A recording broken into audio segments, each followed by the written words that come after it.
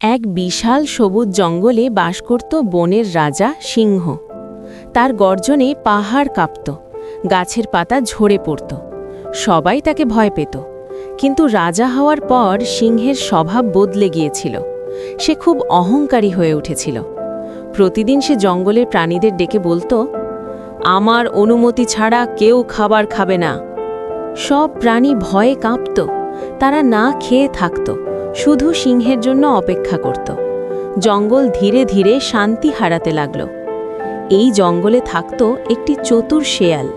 সে খুব ভালো বুঝত শক্তির সামনে বুদ্ধি ব্যবহার করাই আসল কাজ। একদিন সিংহ খুব ক্ষুধার্ত হয়ে গর্জন করল, আজ কে আগে আমার খাবার হবে? সবাই পালিয়ে গেল, শুধু শেয়াল এগিয়ে এলো। সিংহ অবাক হয়ে বলল, তুই এত সাহস পেলি কোথায়? শেয়াল মাথা নুইয়ে বলল, মহারাজ, সাহস নয়, বুদ্ধি।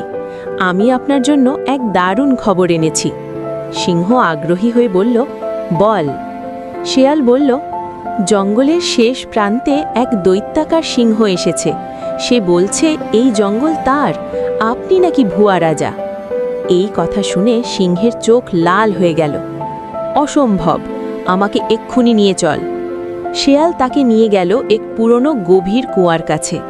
বাতাসে ভয়ানক শব্দ হচ্ছিল। শেয়াল বলল, মহারাজ, ওই কুয়োর ভেতরেই সে লুকিয়ে আছে।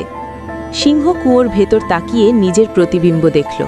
ঠিক সেই মুহূর্তে সে গর্জন করল। কুয়া থেকে প্রতিধ্বনি ফিরে এলো। সিংহ ভাবল, অন্য সিংহ গর্জন করছে।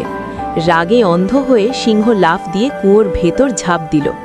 গভীর জলে পড়ে সে আর উঠতে পারল না। শেয়াল ধীরে ধীরে জঙ্গলের সব প্রাণীদের ডাকল। সবাই ফিরে এলো। জঙ্গল আবার প্রাণ পেল।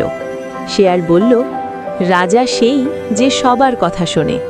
সেই দিন থেকে জঙ্গলে সবাই মিলেমিশে শান্তিতে থাকতে লাগলো।